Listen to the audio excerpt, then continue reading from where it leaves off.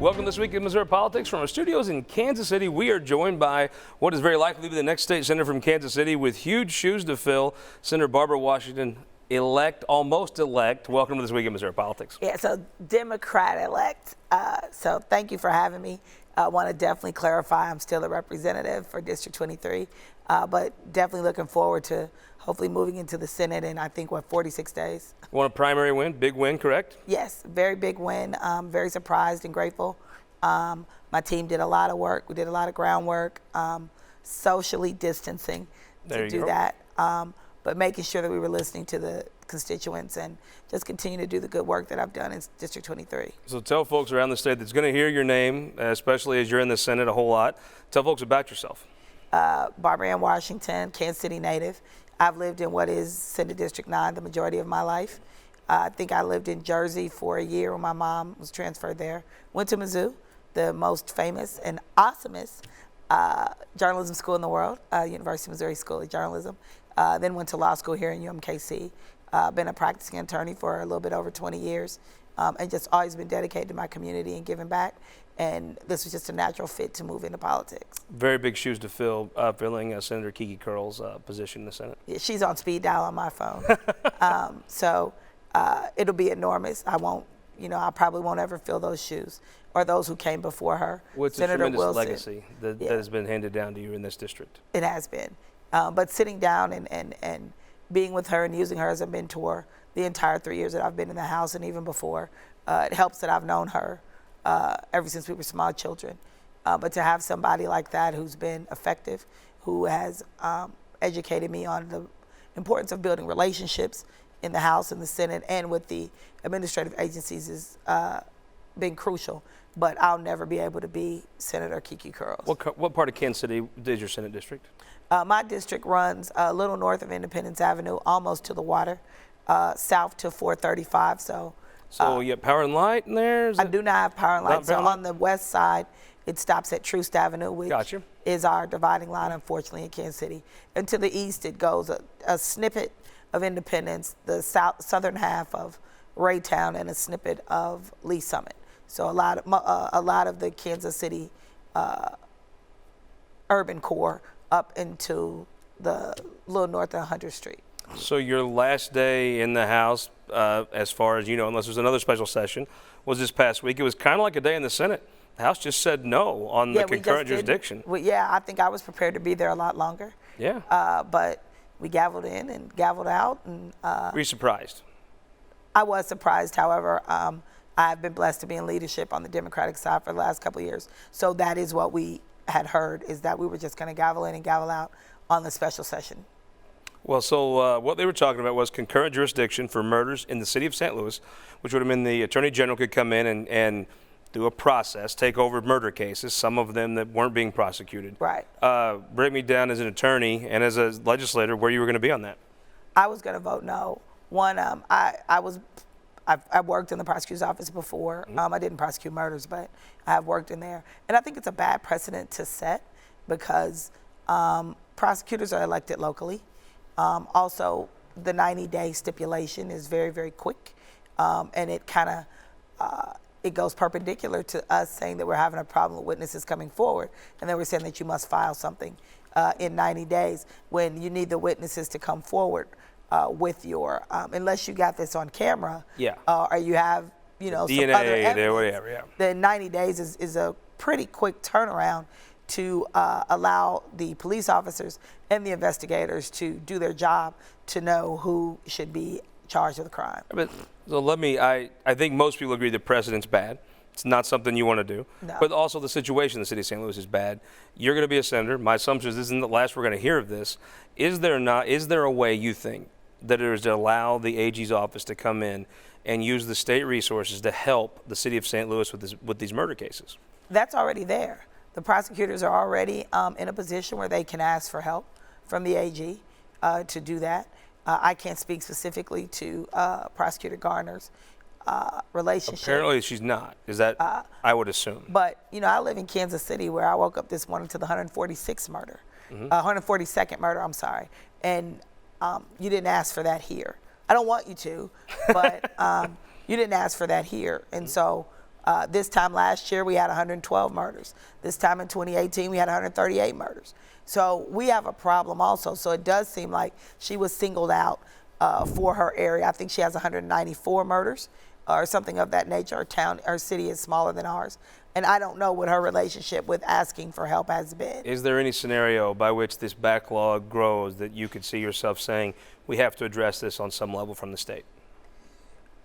I think that we can't say local control on one end and then jump into someone's local control. The people of St. Louis So you can City, tell you're not a Republican, because if you're a Republican, you can.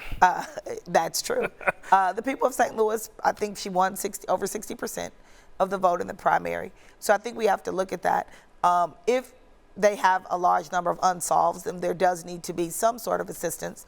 But not only can you ask for assistance from the AG, you can ask for assistance from other prosecutors in other areas, which I know she did that in the past. She's asked Gene Peters Baker, who's our prosecutor, has gone down to St. Louis. In fact, in our previous governor's situation, I think was, and I know here locally, we have 4 or 5 counties here, and they cross reference all the time. So tell me, with COVID, obviously it's expanding all over the area and the state. There's a lot of rules that have been put in place in Jackson County and in Kansas City. Overall, it seems like it's flattened the curve, but the governor's let local control, actually meant it, let local control happen. Do you think that's the right move, or should he reject local control there and make everybody follow the same rules? I think it's disappointing that it's become politicized. It shouldn't be. Sure. And as the numbers are growing in our state, we're now a hot spot.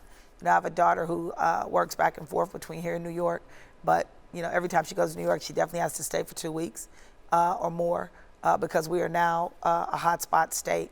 I think some places where local control has been in force, where there is a mask mandate, have been positive. I think we just need to look at each individual area, but I do think if the governor set something straight, and that would give some guidance to everybody, bring people together and see what's best for the state of Missouri, so that we're not, we went from no cases to now being a hotspot state. We have some beautiful areas that people are going to go to for vacationing. I know I love the lake, but we have, a lake in Branson. We have the Lake of the Ozarks. We have Kansas City, St. Louis. We have Hannibal. We have across 36. So we have some beautiful places, and it affects our tourism if we can't get those numbers under control. So I think the governor, maybe needs a task force that addresses all of that, and listens to the health departments of all those communities to see what's best for the full state of Missouri. Well, I hope you'll come back after we don't have to qualify it so many times when you're a senator and visit with us. Yes, we don't. Thank you very much. We'll be right back with Representative Bill Kidd from Independence going to join us on our Opinion Maker panel after this. I've always protected and served Missouri, but Jill Shoup has a disturbing pattern of siding with criminals. Shoup defended criminal illegal immigrants and voted against tougher laws for child sex offenders. Now, radical defund the police organizations are backing her. Jill Shoup isn't on our side. Ann Wagner stands with law enforcement, partnering with us to bring dangerous criminals to justice. Ann Wagner will keep Missouri safe.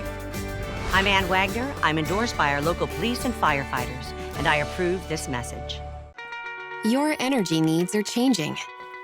That's why at Ameren, Missouri, we're not waiting on the future.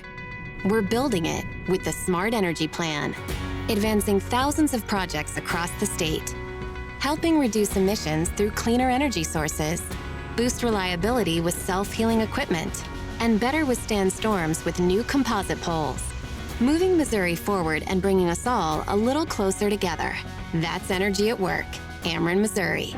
Welcome back to Week of Missouri Politics, Opinion Maker panel time. We have Representative Ashley Bland Manlove from the city of Kansas City, correct? Yes. Welcome back to the show. My pleasure. And Representative Bill Kidd of Independence. Welcome back, sir. Good morning. Let's. So you decided that, hey, we're saying no. The House is putting its foot down.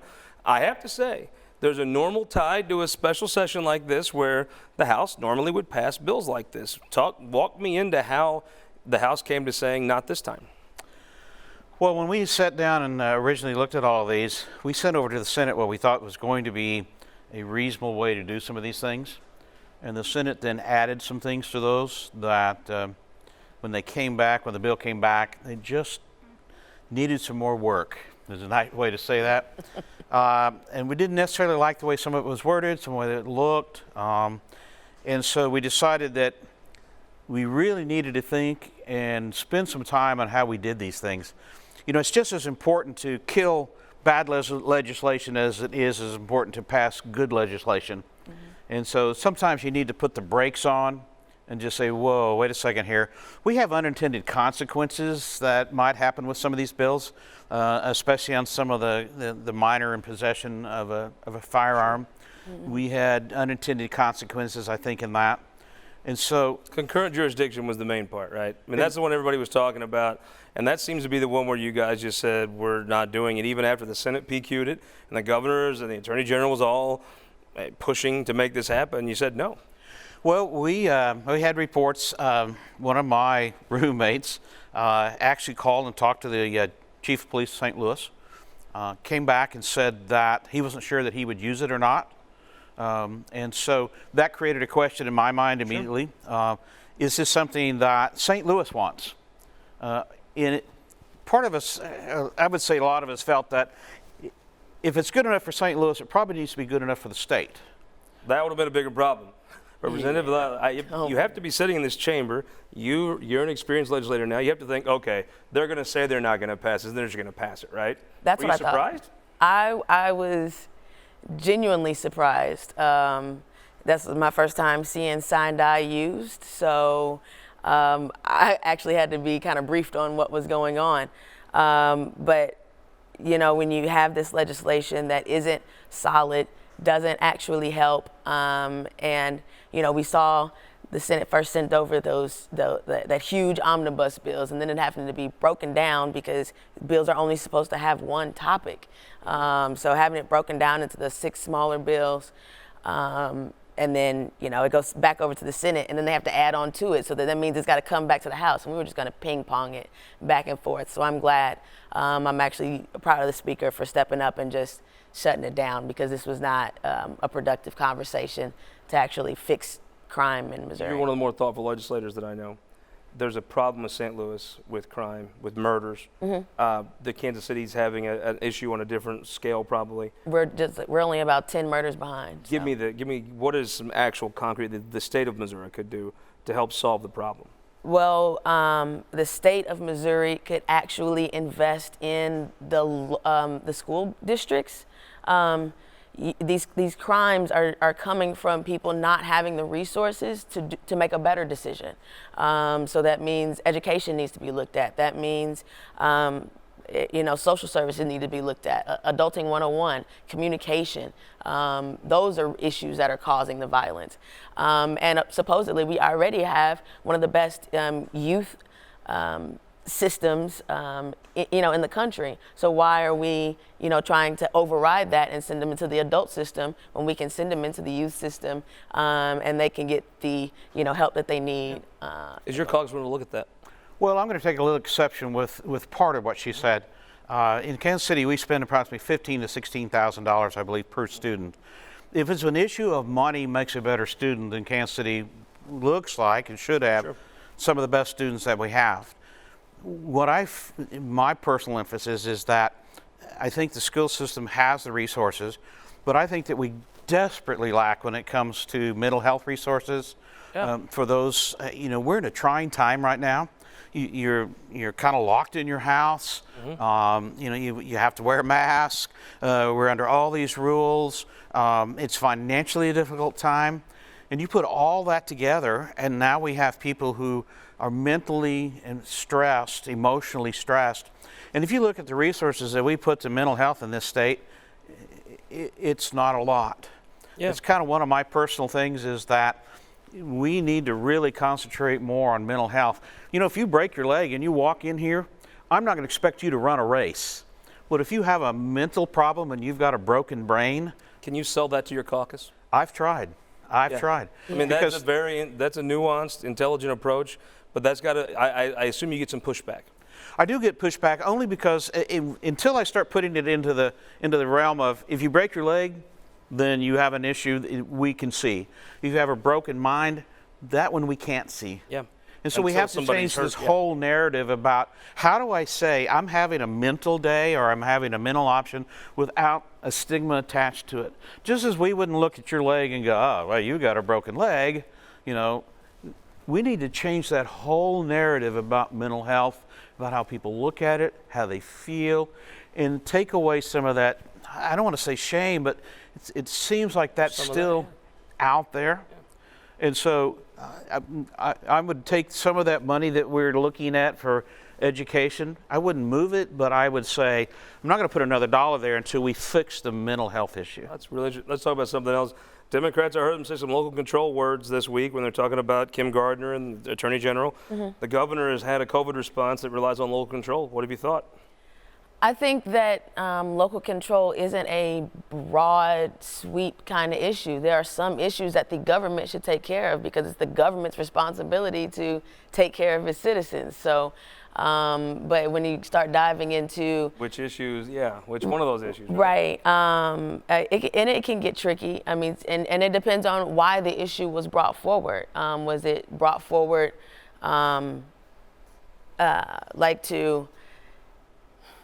it gets really, really complicated. Local control, I think you have a very different state. It's interesting to see how things have evolved between whether you should be local control about schools, local control about the prosecutor, local control about COVID, right? I'm going to take a little bit different with that.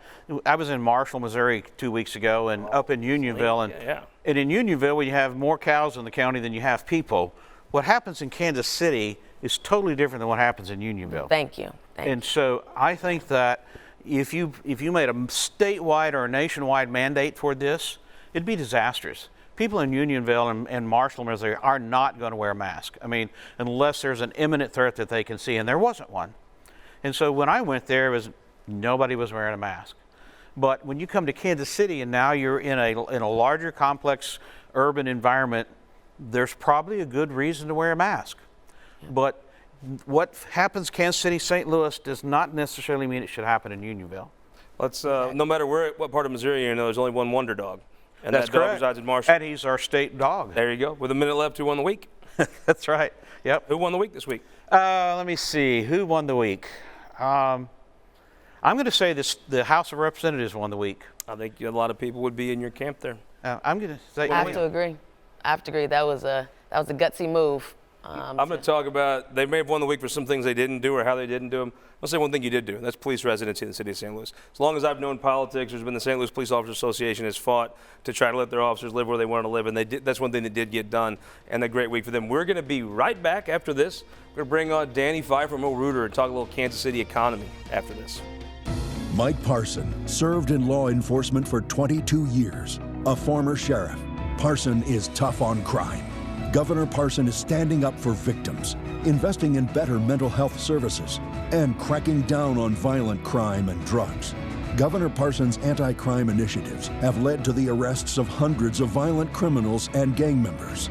A former sheriff, a conservative, tough on crime governor. Mike Parson is making Missouri families safer.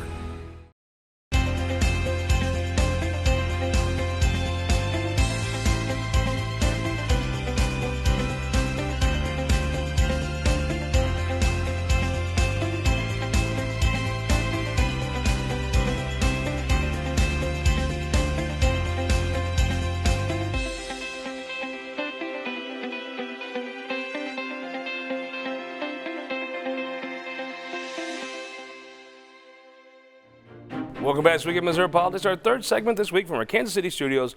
Will Reuter of the Kansas City Homebuilder Association, welcome to the show. Thank you for having me, sir. And Mr. Kansas City, Danny Pfeifer, welcome back, sir. Good to be here. So, Danny, it's always my perspective as a guest in Kansas City. Kansas City's been booming. It's just been on a roll. Now I know it's even more so than St. Louis. It has both sides of the state line to think about. But this area, just like it was rolling, when you talk to somebody from Kansas City, they were excited and optimistic. Then COVID hit. What's been the effect? You know, I think that's a good question. As I talk to friends and business owners around the city, I think it's been minimal, to be honest with you. I think Kansas City businesses were very quick to move to work from home and transition employees out of their offices downtown or wherever they on the plaza into their homes. Most of the businesses I talk to have had very good success with that, and you know, I think we've come through it. You're starting to see the city kind of come back to life. If you go out, we're just off the plaza now. If you go out and walk around the plaza at night, the restaurants and bars are open. People are out and about, and I think we've seen the worst of it, hopefully. So when people start going from their offices to working out of their homes, a lot of them want to build new houses, right? Well, you said it, Scott. I mean, everything that Danny just shared as well. As our society has kind of adapted to this new work environment, where we live has never been more important. It's where we work, where we educate our kids, where we worship. It's all of those things. And so it has created a re-emphasis on the places that we call home.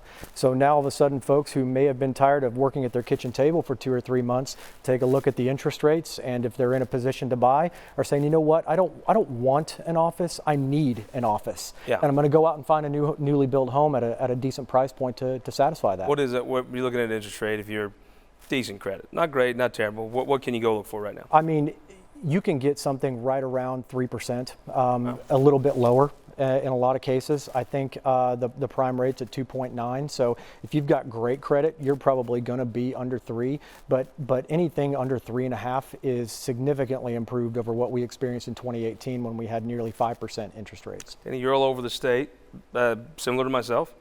There's an optimistic feel. I always heard that Kansas City is the easternmost western city, and there's a little bit of that optimistic vibe in Kansas City. Explain that to folks that maybe from St. Genevieve, they don't get over here all that much. Yeah. Come to Kansas City right now, people are excited to be from Kansas City. You wouldn't see that in a lot of parts of the state. No, you wouldn't. Well, I think you opened the segment talking about the fact that Kansas City's been on the uptick for a little while now. There've been a lot of great things. The Royals winning some baseball games helped.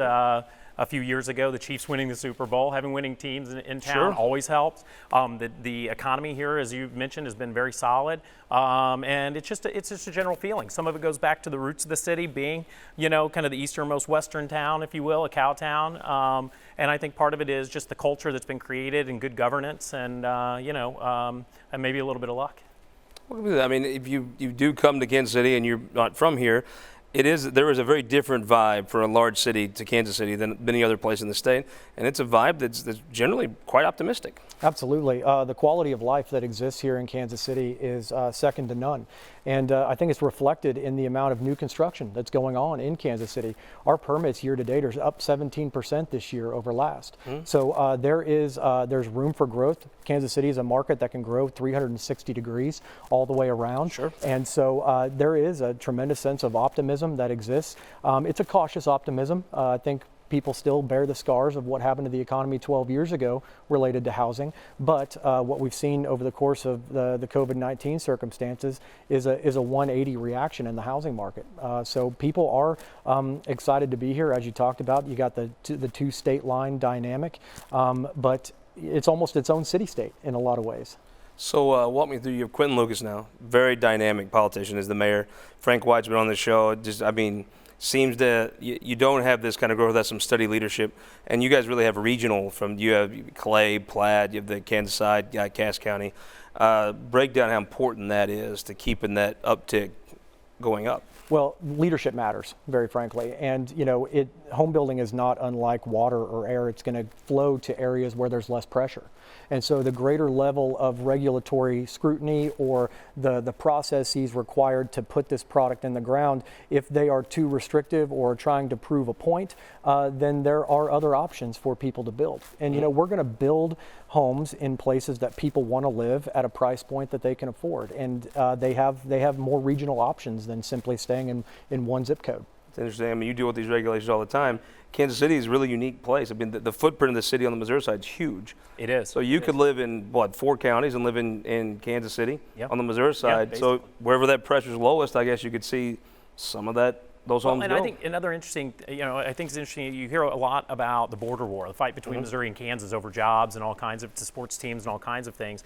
Usually you hear it in a negative context, that the states need to stop fighting. There's also probably an argument that it's created a more healthy dynamic for the economy here and for businesses, and it in some ways is attractive to bringing new business into the city. So walk me through the question that just, I love the Cardinals very much, probably unhealthily amount. Why can you go to a Chiefs game, but you can't go watch your national pastime in St. Louis be played? Well, that's a question for my friends with the Cardinals maybe and MLB. The NFL's left it up to the teams to decide what they're going to do, and based on the state and local ordinances, the Chiefs decided, and we're one of the only teams, as you know, to have fans at the game on this past Thursday. They had 16,000-ish fans participate. I heard a couple people that did go, thought it went off pretty well. And everyone I know who was there thought it was a pretty good experience, and hopefully it can become a model for other teams. Well, we have Mayor Cruzen on, we have the county executive Sam Page on, the governor. I've offered, if they want to test this, I'll sacrifice and go to the Cardinal games myself. I'll brave COVID and just to see if anything happens, but I've got nothing.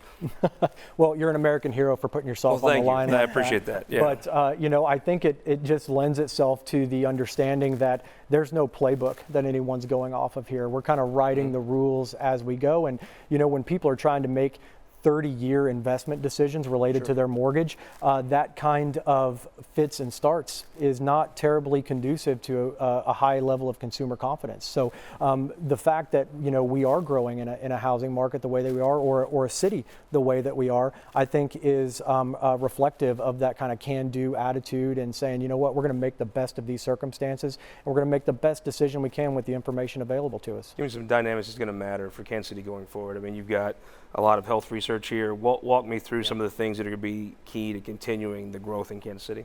I think, the business community and local government and state government, for the most part, looking at ways to continue to diversify the businesses that are here, investing more in tech sector. There's been a large influx of businesses from the West Coast moving here because of the cost of labor, the cost of living, so I think continuing to invest there is going to be critical. There's an interesting dynamic. You have that downtown with the power and light, and now I've seen kind of around that in the last few years several condo buildings or apartment buildings. It's become almost kind of a ring, like cities have those the bypass rings. You're seeing a ring building around that's power and light of condo where people want to live. Maybe they want to live the first 10 years when they're out of school. When I was a kid, no one went downtown. Yeah. And it couldn't be more different now. Everyone wants to be there. With a minute left, who won the week? I'd say entities like Veterans Community Project, Project Remember, those nonprofits that are out there trying to fill the gap in these difficult circumstances, serving those who have served us. I think they're the winners. So I already went with, as long as we've been around politics, the residency for city officers has been an issue. Yep. It's the Police Officers Association. Yep. Who are you going to say won the week? I'm going to say the governor. There may be people who disagree with me, but at the end of the day, he got a crime bill out of a very difficult special session. He got two of the top priorities as a piece of the legislation that finally passed, and a good start to working on a very, very politically complicated Well, let's just break this down politically. People have been talking about crime for the last 2 months. Very good for him. And now if those crime rates go up, he didn't get everything he needed. Exactly. So the conversation will continue. And it will continue next week from our St. Louis studios here on This Week in Missouri Politics.